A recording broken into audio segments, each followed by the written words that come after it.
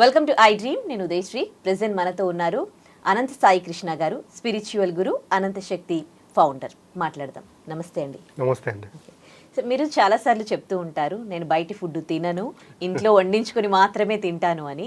ఇప్పుడు అదే హైజీన్ అని చాలామంది అదే మంచి ఫుడ్ అని తింటున్నారు.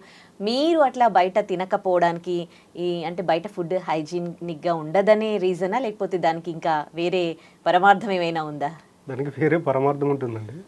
యాక్చువల్ అంటే మనకి ఇంట్లో ఫుడ్ కన్నా బయట ఫుడ్ టేస్ట్ ఉంటుంది. అవును.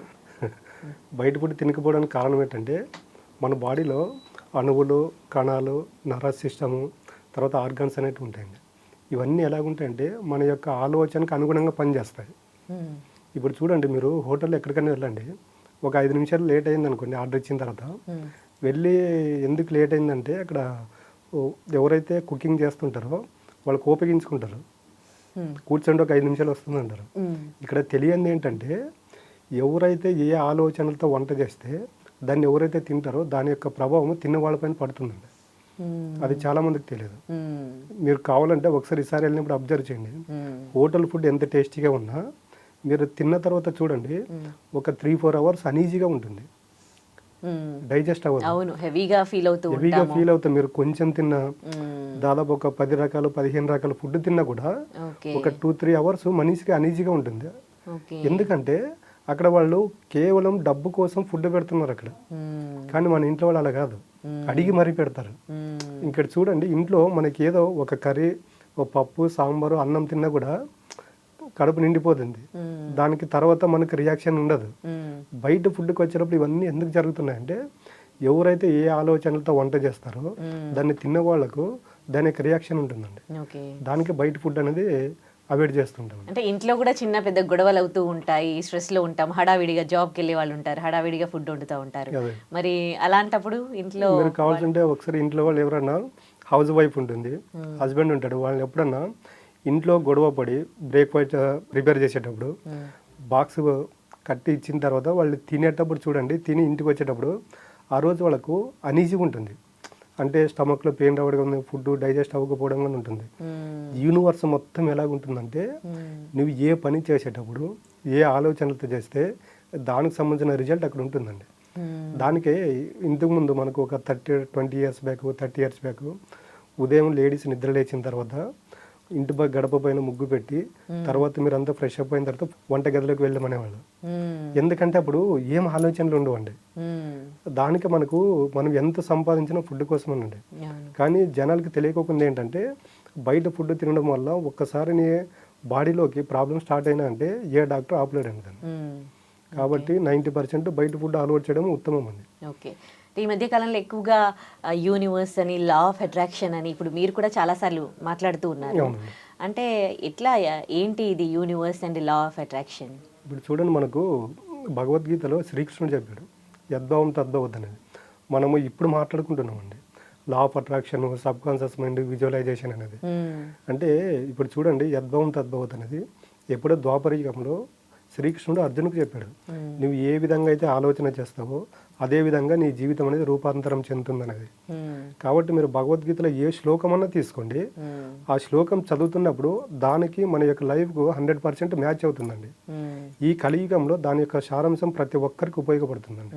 ఒక భగవద్గీత చదివామనుకోండి, మనిషి యొక్క లైఫ్ను పూర్తిగా చేంజ్ చేసుకోవచ్చు. మీరు భగవద్గీత మొత్తం తీసుకున్నా కూడా ఎక్కడ శ్రీకృష్ణుడు నన్ను పూజించండి అని ఉండదు. దాంట్లో భక్తి యోగము, కర్మయోగము, ముక్తి మార్గం అని ఉంటాయి. ఈ మూడింటిలో మనిషి ఎలా బతకాలి, ఎలా రియలైజ్ అవ్వాలి అనేది ఉంటుందండి. ఓకే. సో ఎట్లా మనం యూనివర్స్ని ప్రే చేసుకోవాలి? ఈ లా ఆఫ్ అట్రాక్షన్ వాళ్ళకి ఇప్పుడు ప్రే చేసుకున్న ఎలా పనిచేస్తుంది? 100% పనిచేస్తుంది. మనం అక్కడ బిలీవ్ చేయాల్సింది ఏంటంటే ఫస్ట్ యూనివర్స్ సిద్ధాంతం ఒకే దానిపైన పనిచేస్తుందండి. అది ఇవ్వను అనదు, లేదు అనదు. ఫస్ట్ ఎలాగ ఉండాలంటే ఫస్ట్ అడగాలి, తర్వాత నమ్మకంగా ఉండాలి, తర్వాత ఆటోమేటిక్గా యూనివర్స్ అనేది మనకి ఇస్తుందండి. బట్ మనుషులు ఏం చేస్తున్నారంటే అడుగుతున్నారండి, నమ్మడం లేదు. ఎప్పుడైతే నమ్మమో అది మన దగ్గరికి రాదండి. కాబట్టి అడుగుతున్నప్పుడు, నమ్ముతున్నప్పుడు, పొందుతున్నప్పుడు మనిషి చేసే బ్లండర్ మిస్టేక్ ఏంటంటే ప్రజెంట్లో ఉండట్లేదండి. ఒక వ్యక్తి ఎప్పుడైతే ఫిజికల్గా ఉంటున్నాడు కానీ మెంటల్గా వేరే ఆలోచనలు చేస్తుంటాడు. బాడీ ప్రజెంట్, మైండ్ ఆబ్సెంట్ అనమాట. ఇక్కడ యూనివర్స్ అనేది మన బాడీతో సంబంధం లేదు. నువ్వు చేసే ఆలోచనల యొక్క ఎనర్జీ ఫ్రీక్వెన్సీను అది రిసీవ్ చేసుకుని దానికి సంబంధించిన రిజల్ట్ ఇవ్వడం ఒక్కటే యూనివర్స్ పని అండి. అది మనం పాజిటివ్ ఆలోచన చేస్తున్నామా నెగిటివ్ ఆలోచన చేస్తున్నామా అనేది యూనివర్స్ పట్టించుకోదండి. ఎందుకు మనిషి ఒక దగ్గర ఉంటారు, మనసు ఒక దగ్గర పరిగెడుతూ ఉంటుంది, దాన్ని కంట్రోల్ చేయడం ఎట్లా? అదే స్టేబిలిటీ లేదనేదండి. మనిషికి తనకి ఏది కావాలో తెలియదు. మీరు ఇందాక మనం మాట్లాడకుండా మానసిక ప్రశాంతత అనేది దాని గురించి ఆలోచన చేయట్లేదు కాబట్టి మనిషికి ఇన్ని కష్టాలండి. మనిషి చూడండి ఎప్పుడే కానీ ఇది మన ఇద్దరు వ్యక్తులు మాట్లాడుతూ ఉంటే మధ్యలో అప్పుడప్పుడు ఏం ఆలోచన చేస్తూ ఉంటుంటాము, ఎక్కడికో వెళ్ళిపోతుంది, మాట్లాడేది వినం, మనం ఎక్కడికో వెళ్ళిపోతూ ఉంటాం. అంటే ఇక్కడ చూడండి నీ ఆలోచనలు ఎప్పుడే కానీ ఆలోచన చేస్తే మనిషి ప్రజెంట్లో ఉండడండి. ఆలోచన చేస్తే గతం గురించి ఆలోచన చేస్తుంటాడు, లేకపోతే భవిష్యత్తు గురించి ఆలోచన చేస్తుంటాడు. ఇవి రెండింటికి బేస్ అనేది ప్రజెంట్ అండి, వర్తమానము. ఒక వ్యక్తి వర్తమానం, ఇప్పుడు మనం ఇక్కడ స్టూడియోలో ఉన్నామండి, ఎంతసేపు ఉన్నా దీని గురించి ఆలోచన చేయాలి. దీని గురించి ఆలోచన చేస్తే ఏమవుతుందంటే నీ ఫ్యూచర్ బాగుంటుంది. మనం ఇక్కడ లేకుండా భవిష్యత్తుకి వెళ్ళినా గతానికి వెళ్ళినా కూడా ఇక్కడ ఏమవుతుంటే మనిషి ఫిజికల్గా ఉంటాం కానీ మెంటల్గా ఉండమండి.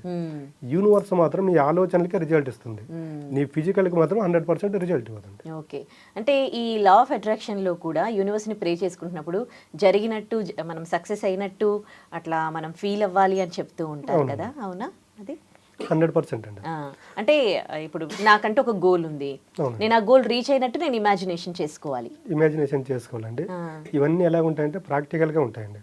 బట్ మనుషులు ఏం చేస్తున్నారంటే ఇప్పట్లో విజువలైజేషన్ అంటే ఇప్పుడు మీరు కోరుకున్నది మీకు కావాలంటే విజువలైజేషన్ చేస్తే వస్తుంది అనేది అది ఎంతవరకు అంటే నమ్మిన వాళ్లకు వస్తుందండి. ఇప్పుడు ఒక వ్యక్తి ఎక్కువ సమస్యల్లో ఉంటాడు, ఆయన్ని తీసుకుని వచ్చి కూర్చోబెట్టి నీ విజువలైజేషన్ చేయి, నీకు కావాల్సింది నీకు వస్తుందంటే మాత్రం 100% రాదండి. అది ఎలాగుంటుందంటే ఎప్పుడైనా థియరీగా ఉంటుంది.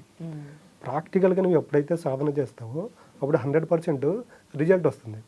విజువలైజేషన్ చేస్తే రిజల్ట్ వస్తుంది, బట్ అది దేని గురించి విజువలైజేషన్ చేస్తామనేది మనకు క్లారిటీ ఉండాలండి. ఆ క్లారిటీ ఉండాలంటే మనం ఎప్పుడు కాన్షియస్గా ఉండాలండి. ఎప్పుడైతే అన్కాన్షియస్లోకి వెళ్ళిపోతామో విజువలైజేషన్ పనిచేయదు. కాన్షియస్గా ఎప్పుడైతే ఉండి బలంగా కోరుకుంటామో అది సబ్ కాన్షియస్ మనలో స్టోరేజ్ అవుతుంది. ఒకసారి సబ్ కాన్షియస్ మనలో స్టోర్ అయింది అనుకోండి, నువ్వు ఏది కావాలో అప్పుడు నీ ముందు మేనిఫెస్ట్ అవుతుందండి. ఓకే, రైట్ అండి. థ్యాంక్ యూ సో మచ్ అండి, చాలా మంచి విషయాలు తెలియజేశారు. తవ్వండి, తవ్వుతూనే శివలింగం. పరమాత్మకు జీవా సరే దాన్ని అట్లా కప్పేసేయండి, చూపించదండి. Krishna is there. మూర్తి పూజ కాదు, సాక్షాత్ బ్రజేంద్ర నందన భగవాన్ ఉన్నారు మూర్తిలో. ఏమీ ఆశించకుండా ఆరాధించే వాళ్ళు కూడా ఉన్నారా ప్రభుజీ? నిజమైన భక్తి అంటే మనకు తెలియదు కాబట్టి